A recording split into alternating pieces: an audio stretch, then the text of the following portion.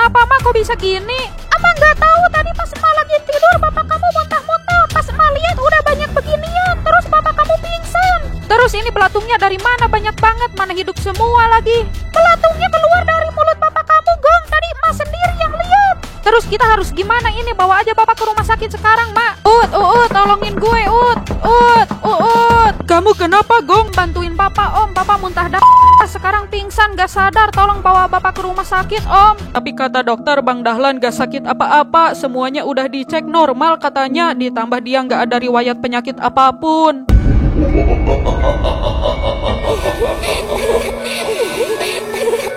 Rasakan kan nyeri batur no nyeri kumaneh.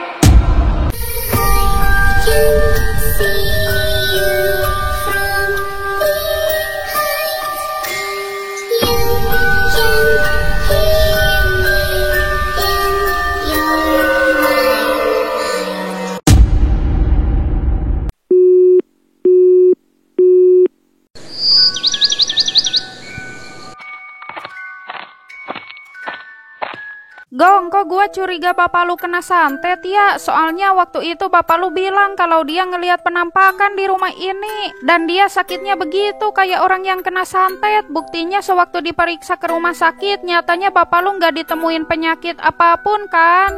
Ah masa sih Mal, kalaupun ada yang nyantet, siapa coba? Ya bisa aja kan saingan bisnis bapak lu, atau ada orang yang dibikin sakit hati sama bapak lu, terus orang itu niat balas dendam, atau bisa juga ada orang yang gak suka sama bapak lu. Aduh, gua nggak tahu apa-apa kalau soal bisnis bapak gua, Mal. Bisa aja ada masalah di tempat rentalnya sih, ada orang yang gak suka sama bapak gua atau sama usaha bapak gua. Lu coba deh cari tahu, Gong. Kalau bapak lu udah sehat, coba diajak ngobrol. Barangkali ini kiriman santet dari saingan bisnis dia, atau siapa ke yang bermasalah sama dia. Apa kita tanya ke Kak Suke aja ya, Mal? Kalau mau tanya dia, boleh aja sih. Tapi kita harus pastiin kalau bapak lu nggak ngelakuin kesalahan. Soalnya gini, Gong, Kak Suke itu nggak mau ngebantuin orang yang bersalah. Maksudnya gimana sih, Mal? Jangan sampai apa yang sekarang dirasakan oleh bapak lu itu karena ulah dia sendiri. Misalnya dia nyinggung orang lain, terus orang itu sakit hati dan akhirnya ngebales perbuatan bapak lu dengan cara yang begini. Nggak ada asap kalau nggak ada api, Gong. Masa lu nggak ngerti? Iya juga sih, mana bapak gua kalau bercanda tuh suka kelewatan. Mulutnya kagak ada saringan dia mah. Nah itu, coba deh lu cari tahu, ajak ngobrol bapak lu. Mal, bantuin gue ya, gue yakin ada yang gak beres sama keluarga gue nih, dan gue gak bisa nyelesain ini sendirian. Iya, Gong, gue bantuin kok, tenang.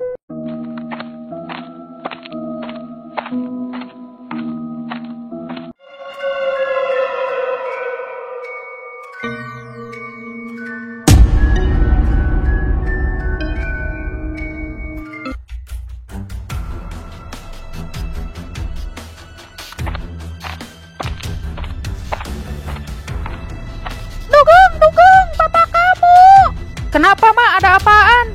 Ama ngelihat sesuatu di kamar. Banyak banget yang kelilingin bapak kamu. Kayak hitam-hitam gitu. Wah, gak beres nih.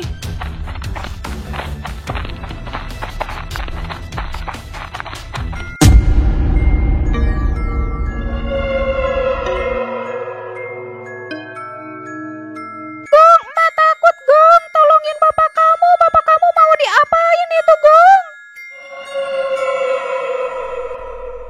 Gong, ini gak beres, Gong. Kita ke rumah Kak Suke aja sekarang. Tapi Mal, gue gak bisa kalau ninggalin emas sama bapak gue. Kalau ada apa-apa sama bapak gue gimana? Ya udah deh, gue pergi sendiri aja. Lu tunggu di sini ya. Kalau perlu suruh si Kevin sama si Uut ke sini biar lu ada temennya. Lu beneran gak apa-apa sendirian? Iya, gak apa-apa. Gue pergi dulu ya.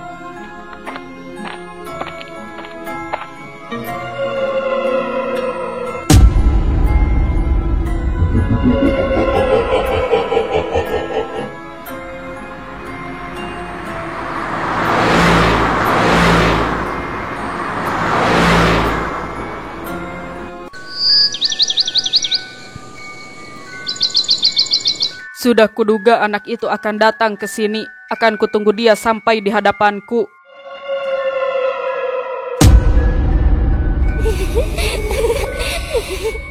Indit sia aya nurek datang ke aing. Cicing heula tong waka ngaganggu jelema itu deui.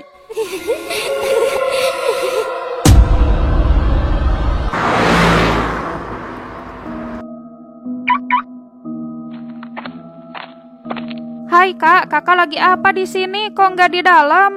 Kakak lagi nunggu kamu, Jamal. Ah, kakak tahu aku mau ke sini. Kamu sudah berapa tahun kenal aku, Jamal? Jangan pura-pura kaget. Kak, aku ke sini mau minta tolong soal keluarga sahabat aku.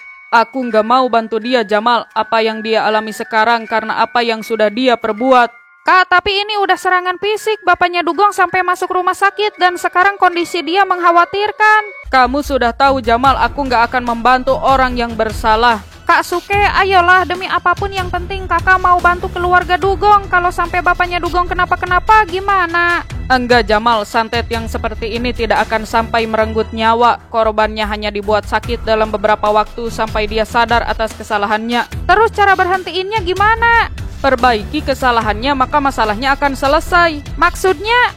Kamu tidak tahu akar permasalahannya, Jamal, jadi kamu tidak akan mengerti. Sebentar, apa yang kirim santet ke bapaknya Dugong itu kakak sendiri?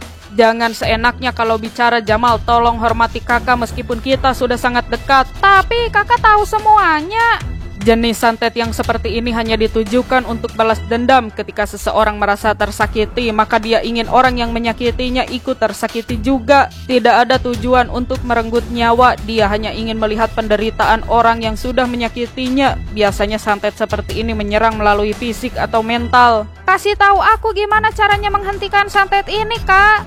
Meminta maaf kepada orang yang sudah dia sakiti. Lah gimana caranya? Kita kan gak tahu mana orang yang sakit hati atau enggak. Lagian bapaknya Dugong kan berinteraksi sama banyak orang. Di tempat usaha dia bisa aja kan?